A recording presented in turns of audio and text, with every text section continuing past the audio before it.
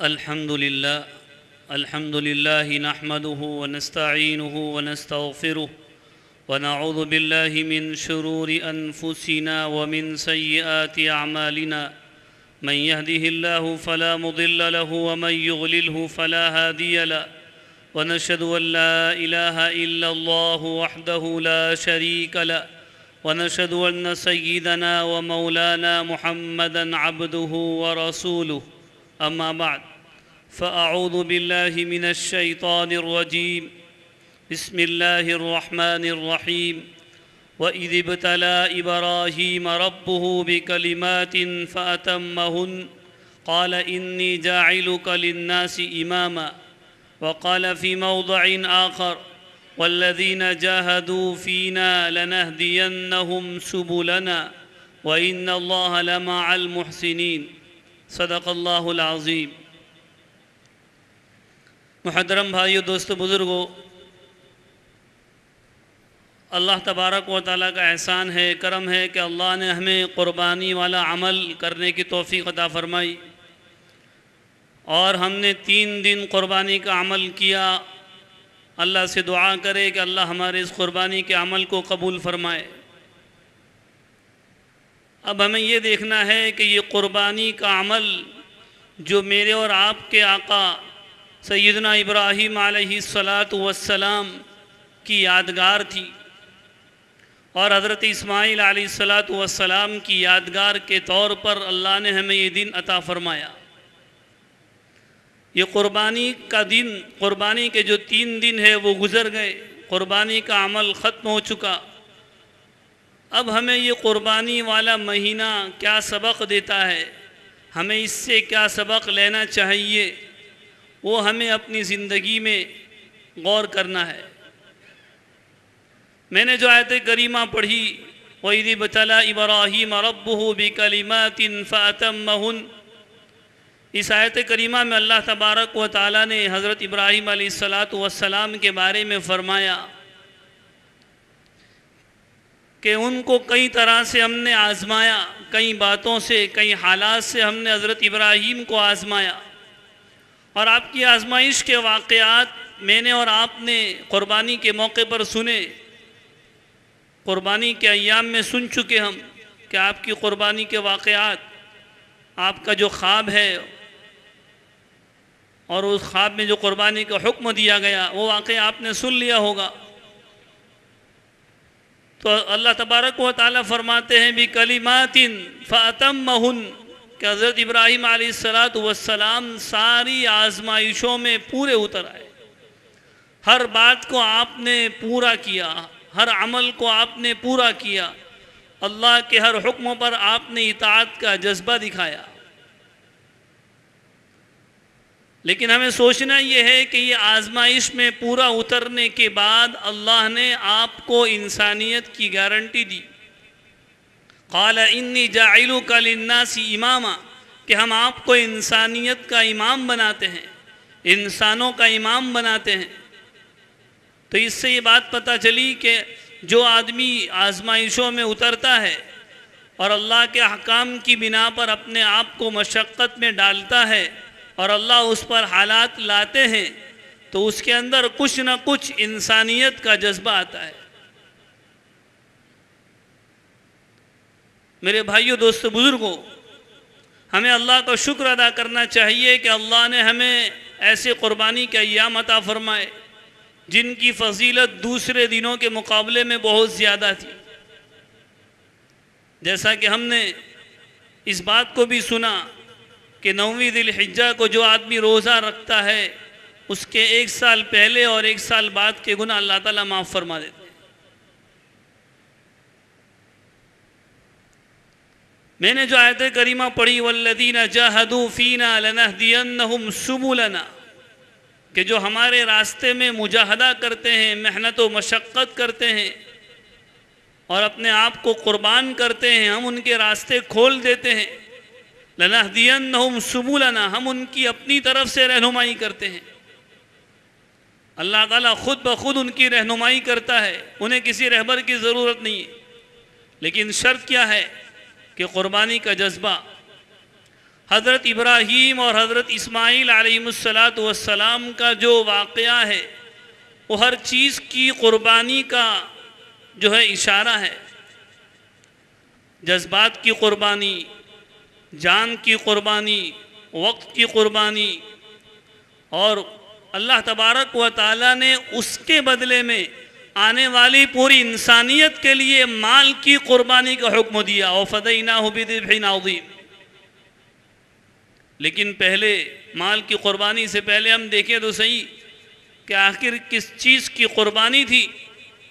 جذبے کی قربانی، جان کی قربانی، وقت کی قربانی، حالات کی قربانی.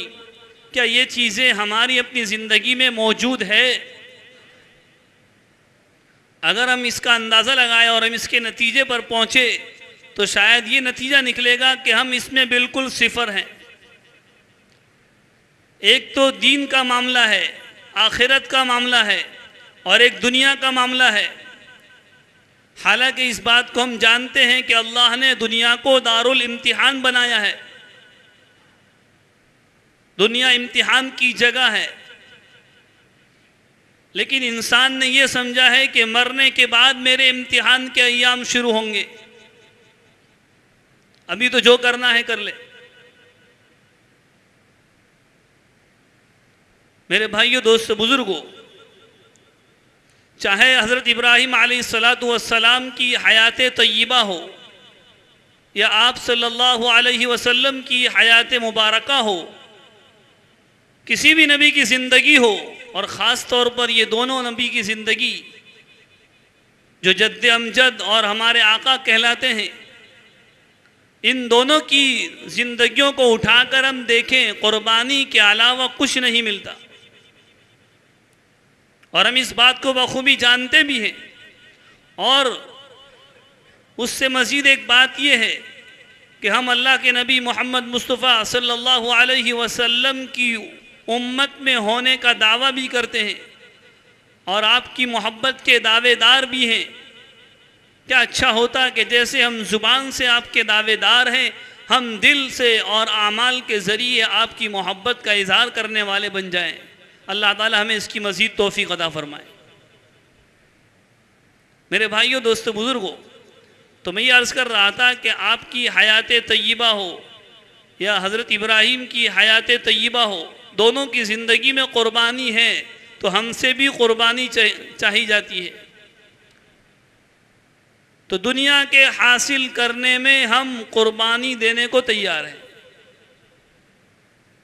ہمیں کسی کاروبار کو آگے بڑھانا ہے یا کسی کاروبار کو شروع کرنا ہے تو ہم کسی تجربہ کار آدمی سے اس کی معلومات حاصل کرتے ہیں اور اس کے لیے دم بھر کوشش کرتے ہیں، چاہے مال لگانا پڑے، وقت لگانا پڑے، کچھ بھی ہو جائے، لیکن میرے کاروبار میں کچھ کمی نہ ہو، بلکہ میرا کاروبار آگے بڑھنے والا ہو.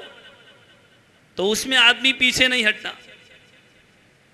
لیکن دین کے معاملے میں جہاں قربانی کی بات آئے تو آدمی یہ کہتا ہے کہ میرے پاس وقت نہیں ہے. جب ایک منادی اللہ کا اعلان کرنے والا یہ اعلان کرتا ہے حی علی الصلاۃ، حی علی الصلاۃ، تو ساتھ ہی ساتھ یہ اعلان بھی کرتا ہے حی علی الفلاح، حی علی الفلاح، آؤ نماز کی طرف، آؤ نماز کی طرف. جب نماز میں آؤ گے تو تمہیں کامیابی ملے گی. میرے بھائیو، دوست، بزرگوں، تو یہ قربانی کا جو عمل ہے ہمیں یہ سبق سکھاتا ہے کہ اللہ کے حکم کو پورا کرنے میں ہمیں پیچھے نہیں ہٹنا چاہیے. جیسا کہ ایک باپ اپنے بیٹے کی قربانی دینے کے لیے پیچھے نہیں ہٹے. حضرت ابراہیم علیہ السلام اللہ کے خلیل کہلاتے تھے، اس لیے کہ آپ کی ہر آزمائش میں پورے اترے، اور اخیر میں تو آپ کے چہیتے بیٹے اور لاڈلے بیٹے کی قربانی کا سوال تھا. اس میں بھی آپ نے اپنے قدم کو پیچھے نہیں ہٹایا بلکہ اور اپنے آپ کو آگے بڑھایا. اور چونکہ آپ کی اولاد بھی نبی کی اولاد تھے، وہ بھی پیچھے نہیں ہٹے اور انہوں نے بھی جذبہ اطاعت میں یہ کہہ دیا یا ابت افعل ما تؤمر ستجدنی انشاءاللہ من الصابرین. یہ میرے ابا، آپ کو اللہ نے حکم دیا ہے، کر گزریے، اللہ کا حکم ہے تو مدد آئے گی، اور اللہ تعالیٰ مجھے صبر کرنے والا پائیں گے، اللہ تعالیٰ مجھے صبر کرنے والوں میں سے پائے گا۔ تو جب یہ بات ہے، تو جب میرے اور آپ کے کاروبار کا مسئلہ آئے تو ہم دنیا کے تجربہ کار آدمی کی تلاش میں لگ جائے، اور جب نماز پڑھنے کی باری آئے، دین کے نام پر مال کو قربان کرنے کی باری آئے، دین کے نام پر وقت لگانے کی باری آئے، تو ہم یہ کہیں کہ ابھی وقت نہیں ہے اور معاملہ آگے بڑھنے والا ہے، آگے جا کر دیکھی جائے گی، ایسی اس قسم کے الفاظ۔ میرے بھائیوں، دوستوں، بزرگوں، موت کب آئے گی ہم میں سے کسی کو پتہ نہیں ہے۔ موت کا کسی کو وقت معلوم نہیں ہے، اور قیامت کا وقت بھی کسی کو معلوم نہیں ہے، اور میرے اور آپ کی موت کہاں آئے گی، کس وقت آئے گی، کب آئے گی، کسی کو معلوم نہیں ہے۔ لیکن اس کے باوجود آدمی دنیا کی فکروں میں مبتلا ہے، اور اس کو اس بات کا بھی علم ہے کہ آج نہیں تو کل دنیا مجھ سے چھوٹنے والی ہے، لیکن پھر بھی دنیا کے پیچھے محنت کر رہا ہے۔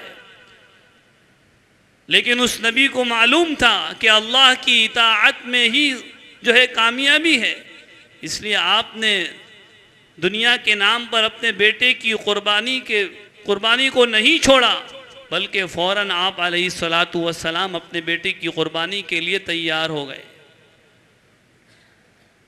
کتنا بڑا اللہ کا ہم پر احسان ہے اور اللہ کا کرم ہے کہ اللہ تبارک و تعالی نے اس جان کی قربانی کے بدلے میں اللہ نے ہمیں اپنے مال کے ذریعے جانور کی قربانی کو طلب کیا، لیکن اس کے باوجود میرے اور آپ کے اندر اللہ کی اطاعت کا جذبہ نہ آئے۔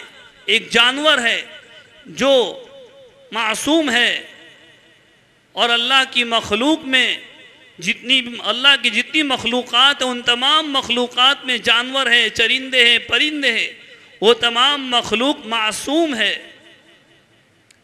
لیکن اللہ نے ان کی قربانی کو پسند کیا۔ تو ایک معصوم مخلوق ہے، ان کا کوئی حساب کتاب نہیں ہونے والا ہے، اس کے باوجود وہ اپنے آپ کو اللہ کے نام پر قربان کرنے کے لیے تیار ہے۔ لیکن میں اور آپ جو ہے گناہوں سے بھرے ہوئے ہیں، پھر بھی میرے اور آپ کے اندر قربانی کا جذبہ نہ آئے، تو اس سے زیادہ بے حسی اور بے غیرتی کیا ہو سکتی ہے؟ حالانکہ سمجھانے والے بہت ہیں، دین کی بات بتلانے والے بہت ہیں، اور دین کیا ہے، نماز کیا ہے، روزہ کیا ہے، پردہ کیا ہے، حلال کمائی کیا ہے، حرام کمائی کیا ہے، ساری چیزیں ہمیں معلوم ہے۔ آج کے زمانے میں الحمدللہ اللہ کا بہت بڑا احسان اور شکر ہے کہ علماء کرام اور مفتیان کرام کی کثرت ہے۔ ہم یہ بہانہ اور یہ عذر نہیں کر سکتے کہ ہمیں اس بات کا علم نہیں ہے۔ اگر نہیں ہے تو آپ کے محلے میں نہیں، دوسرے محلے میں ضرور آپ کو عالم اور مفتی مل جائے گا۔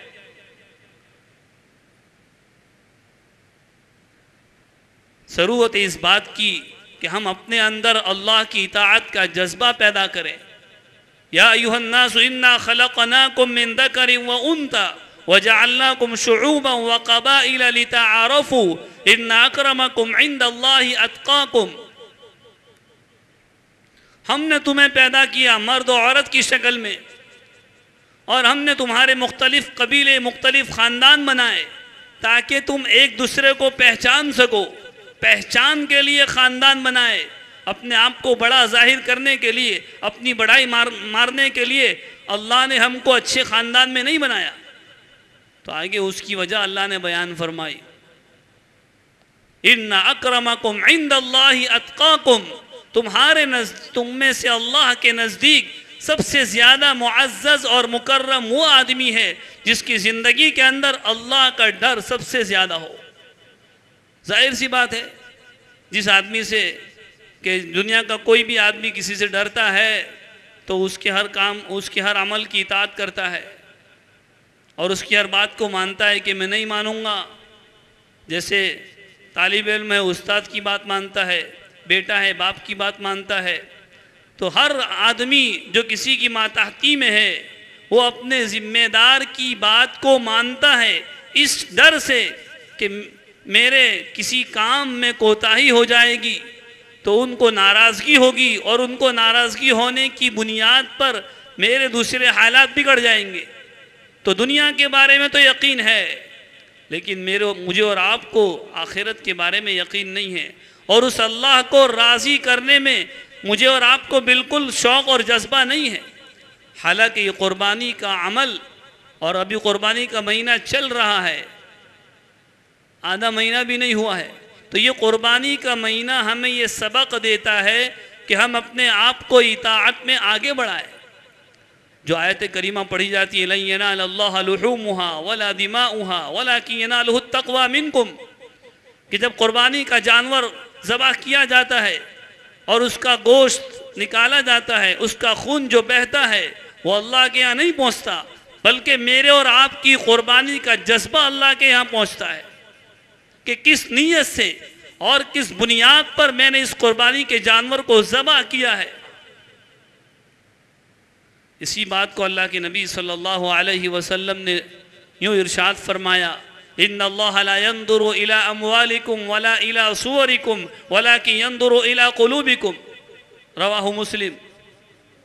تو اس حدیث پاک سے بھی معلوم ہوتا ہے کہ اللہ تعالیٰ تمہارے اموال کو نہیں دیکھتا، اللہ تعالیٰ تمہاری صورتوں کو نہیں دیکھتا، اللہ تبارک و تعالیٰ تمہارے دل کو، تمہارے دل کی کیفیت کو اور تمہارے اندرونی جذبات کو دیکھتا ہے۔ اگر یہ بات میرے اور آپ کی زندگی میں آ جائے گی تو پھر ہر ایک کے لیے عمل کرنا آسان ہو جائے گا۔ آج ہم محنت کے معاملے میں، خاص طور پر مسلم قوم محنت کے معاملے میں پیچھے ہے۔ ان اللہ لا یضیع اجر المحسنین، چاہے تعلیمی میدان میں، چاہے معاشی میدان میں، کسی بھی معاملات میں، کسی بھی حالت میں دیکھ لے، ایک ایمان والے کا حال یہ ہو گیا ہے، عام حالات کے اعتبار سے میں کہہ رہا ہوں کہ ایک ایمان والے کی حالت یہ ہو گئی ہے کہ مجھے اچھا کھانا مل جانا چاہیے، مجھے اچھا کپڑا ملنا چاہیے، مجھے باہر گھومنے پھرنے کا موقع ملنا چاہیے، مجھے فلاں جگہ جا کر چائے پینے کا موقع ملنا چاہیے، مجھے فلاں جگہ یہاں سے کئی کلومیٹر دور کھانے کے لیے موقع مل جانا چاہیے۔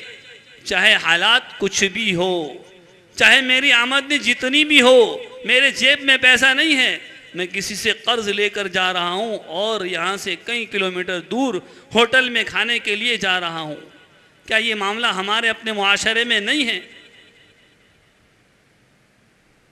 ایک آدمی جو ہے کسی دوسرے آدمی کی پیروی کرتا ہے ایسے کام میں جس کام کے اندر اس کے وقت کی بربادی ہے، اس کے مال کی بربادی ہے، اس کی عزت کی نیلامی ہے، لیکن پھر بھی وہ ایک دوسرے آدمی کی اس عمل میں پیروی کر رہا ہے۔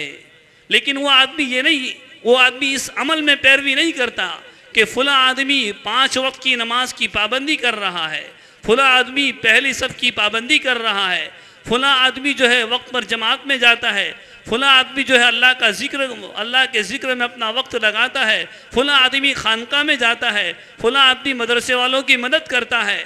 ایسے دینی کاموں میں اور ایسے اصلاحی کاموں میں اور ایسے اچھے کاموں میں جن کاموں کے بارے میں اللہ تبارک و تعالیٰ نے کامیابی کے وعدے فرمائے، ان میں ہم کسی کی پیروی کیوں نہیں کرتے؟ ہمارا مال ہوٹلوں میں کھانے میں برباد ہو رہا ہے، ہمارا مال سیر و تفریح میں برباد ہو رہا ہے۔ میرے بھائیوں، دوستو، بزرگوں، تو ہمارے مال کی بربادی بھی ہے اور وقت کی بربادی بھی ہے۔ جیسا میں نے پہلے کہا کہ اس مسلم قوم کے مقابلے میں، مسلمان قوم کے مقابلے میں، تعلیم کے میدان میں، محنت کے میدان میں، معاشی میدان میں غیر قوم آگے ہے۔ اس کی وجہ یہ ہے ان اللہ لا یضیع اجر المحسنین۔ ایک ایمان والا محنت میں پیچھے ہٹتا ہے، بس تھوڑا ضرورت کے مطابق کما لیا، ہو گیا، اتنا کافی ہے، آج کے لیے کافی ہے، کل کے لیے کافی ہے۔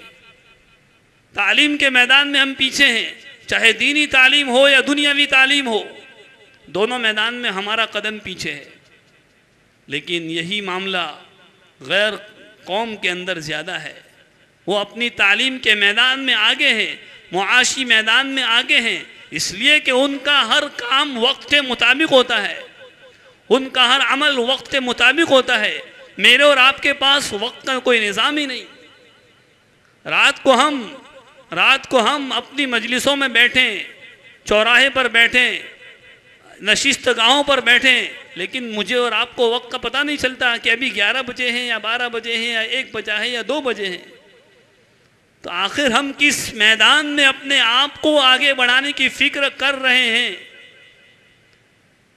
پھر ہم غیروں کی ترقی کے نالہ ہو، غیروں کی ترقی کے ہم شکوہ شکایت کرنے والے ہو، تو یہ شکوہ شکایت میرے اور آپ کی زبان سے کیسے صحیح ہو سکتی ہے کہ وہ تو غیر قوم ہے، اللہ کی نافرمانی کرنے والی قوم ہے، پھر بھی آگے ہیں، پھر بھی ترقی میں ہے۔ وہ بات ہے کہ اللہ نے ان کے لیے دنیا میں جنت رکھی ہے، لیکن یہ بات بھی ہے کہ ہم ان کے مقابلے میں محنت کے میدان میں پیچھے ہیں، وقت کی بربادی میں ان کے مقابلے میں آگے ہیں۔ ہم اس کا جائزہ لیں، اس کا تجربہ کریں، اس کا اندازہ لگائیں، تو اس بات پر ہم صحیح 100% صحیح اتریں گے۔ میرے بھائیو، دوست، بزرگوں، ہمیں اپنے آپ کو ہر عمل میں آگے بڑھانا ہے، دنیا کے کاروبار میں، دین کے معاملے میں، اور اوقات کی پابندی میں، عبادات کی پابندی میں، معاشرت کی پابندی میں، اپنے اخلاق کو سدھارنے میں، ہر اعتبار سے ہم کو آگے بڑھانا ہے۔ اللہ نے قرآن میں فرمایا وَأَنِيبُوا إِلَىٰ رَبِّكُمْ وَأَسْلِمُوا لَهُ مِن قَبْلِ أَن يَأْتِيَكُمُ الْعَذَابُ ثُمَّ لَا تُنصَرُونَ، کہ تم اپنے رب کی طرف متوجہ ہو جاؤ اور اس رب کی مان لو، تم پر عذاب کے آنے سے پہلے، تم پر اللہ کی طرف سے حالات آنے سے پہلے بیدار ہو جاؤ، پھر ایسی حالت ہو جائے کہ تمہارا کوئی مددگار نہ رہے۔ اور آگے اللہ یوں فرماتے ہیں وَاتَّبِعُوا أَحْسَنَ مَا أُنزِلَ إِلَيْكُم مِّن قَبْلِ أَن يَأْتِيَكُمُ الْعَذَابُ بَغْتَةً وَأَنتُمْ لَا تَشْعُرُونَ، کہ تم ان اچھے کاموں کی اتباع کرو اس وقت سے پہلے کہ تم پر اچانک اللہ کی طرف سے کوئی حالات آ جائے۔ پھر کوئی یہ کہتا پھرے أَن تَقُولَ نَفْسٌ يَا حَسْرَةَ عَلَى مَا فَرَّطتُ فِي جَنبِ اللَّهِ وَإِن كُنتُ لَمِنَ السَّاخِرِينَ، کوئی یہ کہتا پھرے کہ میں نے اللہ کے معاملے میں بڑی بے درکاری کی، بڑی لاپرواہی کی، لیکن اس وقت ایسا کہنے سے کوئی فائدہ نہیں ہوگا، اور میں نے اللہ کے احکام کی مذاق اڑائی۔ مذاق اڑانے کا مطلب یہی ہوتا ہے کہ ہم نے فضائل کی کتابوں میں سنا، ہم نے دینی بیانات میں دین کی باتوں کو سنا، آخرت کی باتوں کو سنا، آئے دن روزانہ بیانات سنتے ہیں، پھر بھی کیا بات ہے کہ مسجد کی 4 دیواری سے میں اور آپ باہر نکلے، بیان کیا ہوا کیا نہیں ہوا، اس کا کیا فائدہ کیا نقصان، کچھ نہیں معلوم۔ میرے بھائیو، دوست، بزرگوں، یہ اس بات کی علامت ہے کہ دین اور آخرت کی کامیابی کا یقین ہماری اپنی زندگی سے نکل چکا ہے۔ اللہ ہمیں اس کی توفیق عطا فرمائے۔ تو ان تقول نفس یا حسرت علی ما فرطت فی جنب اللہ وان کنت لمن الساخرین، پھر یہ آدمی یہ کہے او تقول لو ان اللہ ہدانی، کیا اچھا ہوتا کہ اللہ مجھے ہدایت دیتا تو میں متقیوں میں سے ہو جاتا۔ پھر کہے گا کیا اچھا ہوتا ہے اللہ مجھے دوبارہ دنیا میں بھیج دے تاکہ میں تیرا فرما بردار بن جاؤں، لیکن ایسا ہونے والا نہیں ہے۔ میرے بھائیو، دوست، بزرگوں، بس اپنی بات کو ختم کرنے سے پہلے یہی کہوں گا کہ ہم اپنی زندگی کو آگے بڑھائیں، اعمال کے اعتبار سے، اللہ کی اطاعت کے اعتبار سے، معاشی اعتبار سے، معاملات کے اعتبار سے، ہر اعتبار سے اپنے آپ کو کامل ایمان والا، کامل مسلمان بنائے۔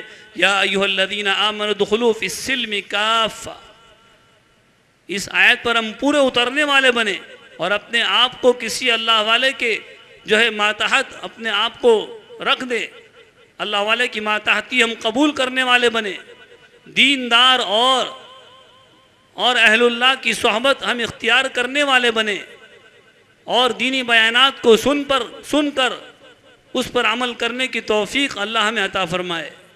اور اسی طریقے سے جو بھی دین کی بات سنے اور دین کی کوئی بات سنے، اس بات پر اللہ ہمیں عمل کرنے کی توفیق عطا فرمائے، اور راتوں کو دیر تک بیٹھنے سے اللہ ہماری حفاظت فرمائے۔ بس اللہ تعالیٰ سے دعا ہے کہ جو باتیں کہی گئی سنی گئی اس پر مجھے بھی آپ کو بھی تمام کو عمل کرنے کی توفیق عطا فرمائے۔ آمین۔ وآخر دعوانا ان الحمد للہ رب العالمین۔